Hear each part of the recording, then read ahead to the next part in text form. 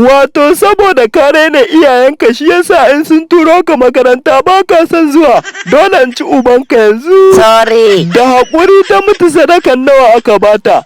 Yau ya zama dole bulala ta kakkarye a gadon bayanka don ubanka.